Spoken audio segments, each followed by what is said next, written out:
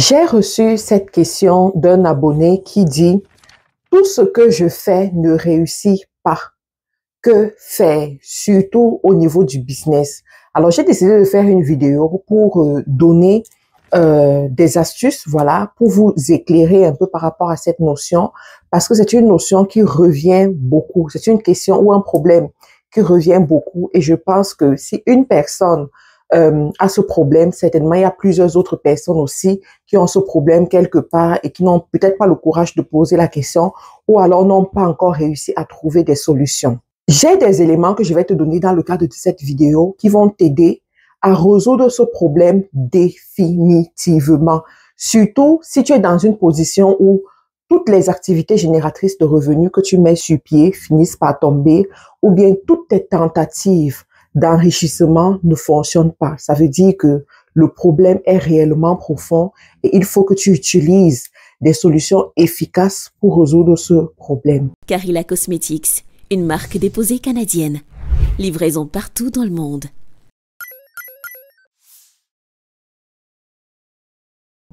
Pour ceux qui ne me connaissent pas, je suis Marthe Karine, je suis entrepreneur dans le secteur du e-commerce, je suis aussi investisseur et je suis là pour vous aider, je suis là pour partager mon expérience avec vous.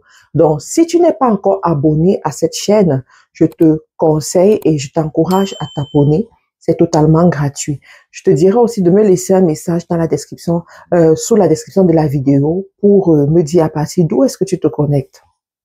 Alors, avant de rentrer dans les notions ou alors les astuces que je vais te donner pour résoudre ce problème, je vais te raconter ma petite histoire. Je me rappelle à une période de ma vie, j'étais dans cette position où rien ne me réussissait. J'avais beaucoup de problèmes, je traversais mon désert, comme j'aime souvent vous le dire. Et une fois, quelqu'un a attiré mon attention de regarder dans ma famille pour savoir si dans ma famille, je suis la seule personne qui a ce genre de problème ou s'il y a encore d'autres personnes qui ont ce genre de problème. Et c'est à ce moment où je me suis rendu compte que à ce moment-là, dans ma famille, il y avait beaucoup de gens qui avaient des problèmes similaires. Il y avait beaucoup de gens qui avaient des problèmes de pauvreté. Ma famille, déjà, la famille dans laquelle je suis née, c'est une famille monoparentale, une famille avec des revenus très limités, pour ne pas dire pauvres. Et puis, la famille élargie aussi, c'était une famille où c'était difficile de voir une personne qui a prospéré. Et les rares personnes qui avaient prospéré, on allait souvent penser qu'ils ont fait des choses qui ne sont pas bien, en fait. C'est pour cela qu'ils prospèrent. Donc, naturellement, la prospérité était mal vue. C'est-à-dire qu'une personne qui s'en sortait, une personne qui avait une voiture, je ne te parle pas de la marque de voiture, hein, ça peut être une vieille Toyota quelque part là, une vieille Carina 2, mais le simple fait que ce soit une voiture fait en sorte que la personne est cataloguée. Pourquoi? Parce que ce n'était pas commun de voir une personne s'en sortir financièrement dans la famille. Donc, quand j'ai ouvert mes yeux pour me rendre compte de ça, ça a attiré mon attention. Du coup, j'ai commencé à creuser davantage. Alors, je vais te présenter quelles sont les stratégies que moi j'ai appliquées qui m'ont aidé à sortir de ce problème et à voir les résultats que j'ai aujourd'hui. Je vais te montrer aussi d'autres stratégies que si toi également tu appliques, je suis persuadée que tu auras des solutions. La première des choses, lorsque tout va mal dans tes affaires, à chaque fois que tu lances une activité, elle échoue, il y a un problème, quelque chose se passe de telle sorte que tu perds ton argent et ta condition devient même pire que la condition initiale. Parce qu'il y a des gens, vous avez investi de l'argent quelque part, vous avez perdu cet argent et on vous réclame même plus. D'accord? Donc, ça veut dire que non seulement tu as perdu ce que tu avais investi, tu dois encore dépenser pour d'autres besoins, en fait. Donc, la première des choses que je vais te dire, c'est de regarder ce qu'on appelle les réclamations de famille. Les réclamations de famille sont réelles dans les affaires, sont réelles dans la vie d'un être humain. C'est quoi les réclamations de famille? Les réclamations de famille, c'est toute alliance qui a été conclue par le passé, par un chef qui avait une autorité dans ta famille, pas un chef de famille, une personne de la famille qui avait une autorité, qui a conclu une alliance avec certaines divinités ou alors avec certaines entités, on va juste dire ça comme ça peut être des entités spirituelles, ça peut être des entités physiques, et dans cette alliance, il y avait certaines clauses, voilà, certaines clauses qui pouvaient être défavorables, voilà, pour la famille. Moi, j'ai rencontré des personnes, par exemple, où dans leur histoire de famille, on disait que à un moment donné, ils étaient très malades. Tout le monde, les gens étaient tout le temps malades, et on les a amenés peut-être chez, voilà, praticien ou une personne comme ça. Et la personne leur a dit, écoutez, on va faire un deal. Pour que les gens soient guéris et ne tombent plus malades, nous, on va prendre la prospérité de ces personnes, mais ils auront la vie. D'accord? Et puis, il y a eu des échanges comme ça qui se sont passés. Alors, peut-être ce que je dis est extrême, mais c'est juste pour vous faire comprendre ce que ça veut dire en fait. Donc, malheureusement, les histoires de famille ne sont pas écrites. Donc, malheureusement, on subit juste les conséquences, mais on ne peut pas rentrer dans le passé pour savoir exactement ce qui s'est passé parce que ces personnes-là n'existent plus des fois. Ou alors, même si elles existent, elles n'ont pas conscience de l'ampleur de leurs décisions, l'ampleur de leurs actes dans la vie des gens. Donc, il y a des réclamations de famille, les réclamations de la maison de ton père, de ta mère. Comment est-ce que tu vas remarquer ou bien tu vas savoir que c'est une réclamation de famille? Tu vas te rendre compte que d'autres personnes dans ta famille ont le même problème. C'est pas un problème en fait, c'est pas un problème qui est nouveau dans ta famille. C'est un problème qui existe déjà. Plusieurs personnes ont déjà vécu ça avant toi. Ton père a vécu ça avant toi. Ta mère a vécu ça avant toi. Ton grand-père, tes oncles, tes tantes, ils ont connu ça dans leur vie. Donc, toi, tu viens juste subir aussi. Et très souvent, quand tu es en train de subir ça, on va te dire, tu n'es pas le premier. Et tu ne seras pas le dernier. On va te dire, c'est comme ça ici. Donc, ça peut se passer avec la prospérité, ça peut se passer avec le mariage, ça peut se passer avec l'enfantement, ça peut se passer avec d'autres choses aussi, mais les domaines que j'ai cités sont les domaines qui reviennent régulièrement. Donc, les réclamations de famille. Il y a également ce qu'on appelle les réclamations territoriales. Il faut savoir que les territoires dans lesquels tu as été ont leur histoire, d'accord, ont leur réalité spirituelle. Et ces territoires-là, à un moment donné, si toi-même, tu n'es pas une personne qui comprend ces choses spirituelles-là, tu vas subir leur réalité spirituelle. Je prends un exemple. En Occident, par exemple, dans la plupart des pays en Occident, vous allez voir que je prends le cas des afro-descendants qui arrivent dans les pays occidentaux. Beaucoup parmi auront certains problèmes qui reviennent toujours. Les problèmes d'incivisme, les problèmes de drogue, les problèmes de pauvreté aussi. Alors, les gens pourront expliquer ça comme ils peuvent expliquer parce que, justement, l'une des caractéristiques de ce genre de réalité, c'est quoi? C'est qu'il y a toujours une explication objective et scientifique derrière.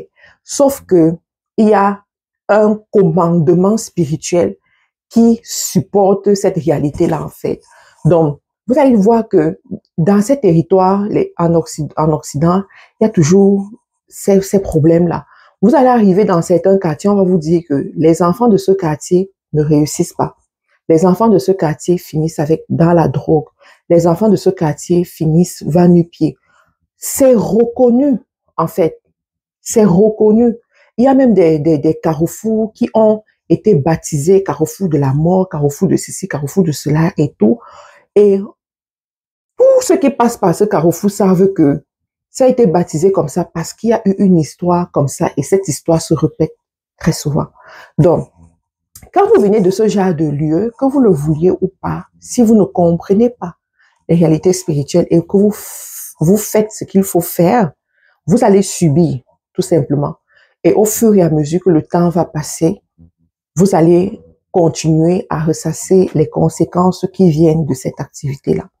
Donc, j'ai partagé mon expérience au départ pour vous faire comprendre que je suis passée par là, d'accord? Et à un moment donné, je me suis arrêtée, j'ai commencé à me poser les bonnes questions et j'ai commencé à utiliser les bonnes armes. Alors, certaines personnes vont me poser la question de savoir, Marthe Karine, quelles sont les armes que tu as utilisées pour sortir définitivement de ce problème? Je veux pas que ma vidéo soit une vidéo trop spirituelle. Je vous renverrai sur ma chaîne Dans C'est pas vie où je prends la peine de davantage parler de ça. Mais rapidement, je vais vous donner une petite astuce, d'accord?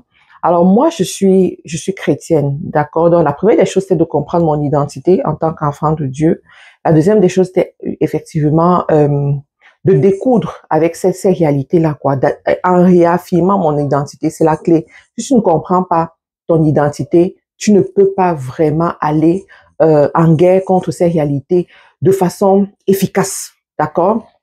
Alors, la deuxième des choses que tu vas faire pour arrêter d'avoir des activités qui tournent au vinaigre, en fait, la deuxième des choses que tu vas faire pour arrêter d'avoir, je recommence.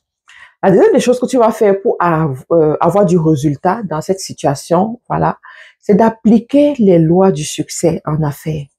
Alors, quand tes activités ne marchent pas bien, il y a des lois que tu dois réappliquer, des lois que tu dois appliquer en fait pour être sûr que tu as du résultat. La première des lois, c'est quoi? C'est la loi du travail. Beaucoup parmi vous, des fois vos activités ne marchent pas bien à un moment donné parce que vous arrêtez de travailler. Vous rentrez dans le syndrome du patron. Vous vous dites, je suis patron, je dois m'asseoir dans mon bureau, répondre juste au téléphone, siroter mon vin à certains moments, boire le jus. En fait, vous pensez que les gens vont travailler et puis vous allez juste gagner de l'argent. C'est pas possible. Quand vous lancez une affaire, vous avez au moins 10 ans où vous allez être la personne qui travaille le plus. J'ai dit au moins 10 ans. Je dis au moins 10 ans. Même si vous avez les résultats conséquents. Pourquoi? Parce que le monde des affaires, c'est un monde extrêmement volatile. C'est un monde extrêmement sensible. La belle activité que tu as, qui te rapporte de l'argent aujourd'hui, l'année prochaine peut être complètement différente, hein, peut ne plus te rapporter autant d'argent. Donc, qu'est-ce qui fait en sorte que la machine continue à tourner? C'est ton implication. Tu dois continuer à travailler. Et une autre chose, je pense peut-être que je vous ferai une vidéo dessus pour vous enseigner cette partie. Et une autre chose, c'est quoi? C'est que quand tu bâtis une entreprise, il y a 3 paliers que tu dois sécuriser avant de passer à autre chose, avant de faire autre chose, dans une certaine période de temps bien précis. Ces paliers, c'est quoi?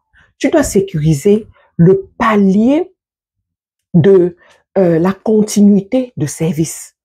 Est-ce que ton entreprise aujourd'hui peut continuer à vivre sans toi? Même si tu travailles tous les jours, mais tu dois quand même mettre sur pied un système qui fait en sorte que si jamais tu n'es pas là, si entre-temps tu voyages, si tu tombes enceinte, si tu es malade ou bien si, voilà, pour une raison ou pour une autre, tu n'es pas là, est-ce que cette activité peut continuer? C'est un palier que tu dois... Deuxième des choses, l'activité doit traverser le palier de ton indépendance financière. Ça veut dire quoi? Cette activité doit te permettre de te payer un salaire qui te permet de vivre décemment. Et ça, c'est un piège dans lequel beaucoup de gens tombent souvent. Donc, tu as une activité, ça ne te permet même pas de payer ton salaire parce qu'entre-temps, tu es employé quelque part et tu te dis que tout va bien. Et tu baisses le rythme parce que tes résultats sont faussés en fait dès la base. Et puis tu te dis, ah, ça va. Mais comme tu relâches là, c'est comme ça que l'activité tombe. Et après, tu dois encore tout recommencer. Et ensuite, il y a le palier des revenus passifs.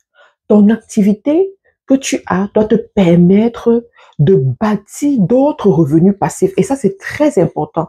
Donc, quand tu vas donc bâtir ces revenus passifs, ça va faire en sorte que les revenus passifs peuvent te permettre de vivre même si cette activité ne fonctionne plus. C'est là où on dit que tu es devenu maître de ton temps. Parce que tu sois là, que tu sois pas là, tu as au moins 2 sources de revenus qui te rapportent de l'argent pour que tu puisses assurer ton même niveau de vie. Et la deuxième source de revenus est une source de revenus passive. Ça veut dire que tu as extrêmement réussi en fait. Tu vois? Donc, quand vous ne comprenez pas ça, vous n'allez pas travailler intelligemment, vous n'allez pas travailler efficacement, et puis les choses vont mal tourner pour vous. La deuxième loi que je vais te citer ici, c'est la loi de l'excellence. Tu dois être excellent. Alors, il y a beaucoup parmi vous, vous vous lancez en affaires, vous commencez à voir les clients et vous commencez à rendre des piètres services. Vous parlez à vos clients n'importe comment, vous insultez vos clients, vous banalisez vos clients, vous ne respectez plus vos heures, vous ne respectez plus vos engagements et après le client va partir. Donc, quand tu fais une activité, tu dois être excellent du début à la fin. Tu dois être excellent à la lumière comme dans l'ombre. Tu dois ajouter de la valeur. Chaque année, tu dois ajouter un plus. Chaque année, on doit voir comment les choses s'améliorent. Il y en a parmi vous. Vous avez des entreprises qui sont dans des locaux, des locaux insalubres. Les murs sont sales. Ça vous te coûte quoi de prendre un 50 000 francs ou je sais pas, un $500, 500 € pour refaire la peinture dans tes locaux? Ça te coûte quoi de changer ce vieux tapis qui est là, qui sent mauvais et qui rend les gens malades tous les jours? Ça te coûte quoi d'améliorer ton service à la clientèle? Tu vois, tu arrives dans certains restaurants, tu vois des assiettes qui sont déjà vieux, tu vois des trucs qui sont tellement vieux et tu te dis, mais c'est quoi cette histoire? Mais comme tu ne te soucies pas de l'excellence, tu vas continuer à répliquer les mêmes choses. Tu vas continuer à vivre dans cette saleté, à vouloir que le client comprenne, à vouloir expliquer que le client doit comprendre. Le client a le choix aujourd'hui. Tu comprends? Le client a le choix. Si ça ne marche pas chez toi, eh bien, on va ailleurs. On va ailleurs. Vous avez des locaux dans des villes qui sont chaudes. Il n'y a pas de ventilateur. Il n'y a pas de climatiseur. Vous dites que le climatiseur coûte cher. Mais c'est vous qui voulez de l'argent. C'est vous qui voulez les clients. Vous êtes incapable d'investir. Vous êtes dans certains endroits où vous avez besoin de la connexion Internet, où vous avez besoin de l'électricité. On vous coupe l'électricité tous les jours. Vous êtes incapable de payer, d'investir sur un groupe électrique parce que oui, c'est de l'investissement que tu es en train de faire. Et je veux te dire ici que dans les affaires, tout investissement que tu fais va te rapporter. Ce n'est qu'une question de temps. Ce n'est qu'une question de temps. Donc, si tu n'es pas capable, à un moment donné, de te sacrifier pour l'excellence, parce que beaucoup parmi vous, l'un de vos problèmes au niveau de l'excellence, je parle ici à mes frères afro-descendants, c'est que vous calculez tout. Vous dites, il faut que je gagne maintenant. Il faut que je gagne maintenant. Non. Il y a des activités, quand tu commences, c'est d'abord ta notoriété que tu dois bâtir. Il faut d'abord que tu gagnes la confiance des gens. Mais je te garantis que s'il y a une chose en affaires qui coûte cher, c'est la confiance des gens. Pourquoi on paye les influenceurs cher pour introduire un produit que personne ne connaissait? Pourquoi? Parce qu'on veut gagner la confiance. On veut gagner la confiance. Donc, pendant tes 2 premières années, tes 3 premières années de ton business, investis pour gagner cette confiance. Investis pour montrer aux gens que tu es une personne excellente. Tu es une personne qui se soucie du détail. Tu es une personne, voilà. Et pour ceux qui sont dans les services, des fois, accepte de perdre pour que ton client soit satisfait. Oui, accepte de perdre pour que ton client soit satisfait. Ne sois pas toujours en train de calculer les petites heures, de calculer les petits jetons, les petits $1, $3, tout ça. Ne sois pas toujours en train de calculer.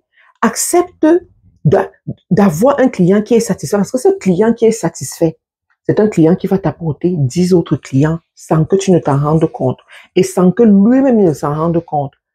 Donc, vas-y dans ce sens et tu vas voir. Ensuite, l'autre chose que tu dois prendre en considération quand tu te rends compte que tes affaires ne vont pas bien, tu dois apprendre ce qu'on appelle la gestion. Beaucoup parmi vous, votre démon, c'est ça. Vous n'arrivez pas à gérer. Vous ne savez pas gérer l'argent, le temps et vos émotions. C'est ça votre problème. Quand tu te lances en affaires et que tu ne sais pas gérer ton temps, tu vas échouer. Tu te lances en affaires. Tu n'as pas les heures de travail. Tu travailles quand tu veux, comme tu veux, quand ça te plaît, quand ton corps est content, quand ta bouche a bien mangé, mon ami, tu vas tomber. Tu vas tomber. Tu te lances en affaires, tu ne sais pas gérer ton argent. Tu ne sais pas qu'il y a une différence entre l'argent du business et la caisse de l'entreprise et ta propre caisse. Tu mélanges tout. Et tu ne sais pas dire non devant certaines choses. C'est toi qui t'es lancé en affaires. Tu as commencé à avoir quelques revenus. Tu as changé la perruque. Tu as les nouvelles perruques qui coûtent très cher. Tu as acheté une nouvelle voiture qui coûte extrêmement cher. Tu as dit, ah, moi j'ai vu Marthe Karine avec une belle montre. Moi aussi, je vais acheter ma part de montre comme ça. J'ai vu telle chose sur Internet, sur Amazon. Il faut que j'achète aussi. Tu achètes tout et n'importe quoi. Dans 3 mois, tu n'auras même plus besoin de ça. Dans 3 mois, tu ne voudras même plus ça. Dans 3 mois, tu voudras autre chose. Mais entre-temps, les caisses de l'entreprise sont en train de se vider. Et comme les caisses de l'entreprise sont vides, tu ne peux pas payer tes employés. Tu ne peux pas payer tes collaborateurs. Tu ne peux pas payer la publicité. Tu ne peux pas investir sur ton stock, sur ta marchandise. Il y a beaucoup parmi vous, vous vous lancez dans le commerce. Vous voyez un produit qui marche bien. Le produit marche bien. Il se vend, il rapporte. Mais vous passez la première commande, au moment de passer la deuxième commande, vous n'avez plus d'argent. L'argent est parti où? On raconte des histoires, on n'a plus rien à dire. Donc, si tu ne sais pas gérer ce genre de choses, tu vas tomber en affaires. D'autres, vous ne savez pas gérer vos émotions. Vous faites des choses parce que vous êtes trop content, vous êtes trop fâché. Vous prenez des engagements que vous ne devriez pas prendre. Oui, poussé par l'émotion. Mon ami, ça ne marche pas comme ça. Ça ne marche pas comme ça. Tu dois pouvoir améliorer. Tu dois pouvoir changer cela. L'autre loi en affaires que tu dois appliquer pour pouvoir réussir, c'est la loi de la sémence et du temps. Alors, je vous ai fait une vidéo où je vous ai expliqué un peu c'est quoi la sémence, où est-ce qu'il faut s'aimer. Alors, il y a plusieurs façons de s'aimer, d'accord? Et quand je dis la sémence, n'est-ce pas? Donc, quand tu te lances en affaires, tu dois avoir une portion que tu sèmes. Je vais te prendre le cas d'un cultivateur. Quand tu vois un cultivateur qui fait sa récolte, ok, il a une récolte abondante. Si ce cultivateur veut se rassurer que à la prochaine saison, il aura encore une autre récolte abondante, il a intérêt de retirer une partie qu'il va appeler semence. S'il ne retire pas la sémence qu'il pourra planter et que ça porte du fruit, le cycle s'arrête. C'est la même chose dans les affaires. Quand tu gagnes dans les affaires, tu dois être intelligent pour comprendre que ce que j'ai gagné, il y a une portion que je dois retirer pour s'aimer. C'est ça qui va m'assurer un autre futur. Donc, si tu ne comprends pas ces choses-là, bien entendu, tu vas encore tomber. Voilà. OK? Donc, voilà un peu quelques exemples que je voulais prendre pour attirer votre attention dessus. La dernière des choses que je te dirais ici, c'est que beaucoup de gens échouent dans les affaires parce que à un moment donné, ils perdent confiance à leur business et ils perdent confiance en eux. L'une des choses que tu dois éviter dans ton activité, c'est de perdre confiance en ton business, de perdre confiance en toi. Mais pour ça, il faut te nourrir des choses positives. Je te recommande de lire mon livre « Proclame sur ton business » régulièrement. D'accord? Si tu es dans les affaires, que tu as l'impression que ça ne va pas et tout, prends ce livre, commence à le lire tous les matins.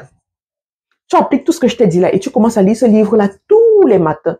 Tu vas voir le miracle qui va se produire.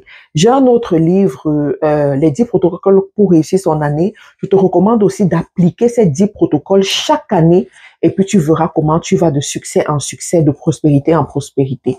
Alors pour ceux qui sont nouveaux ici, voilà, abonnez-vous, c'est totalement gratuit. Je prendrai la peine de vous faire des vidéos comme ça régulièrement. Portez-vous bien. Je vous souhaite beaucoup de succès dans vos activités. Bye bye.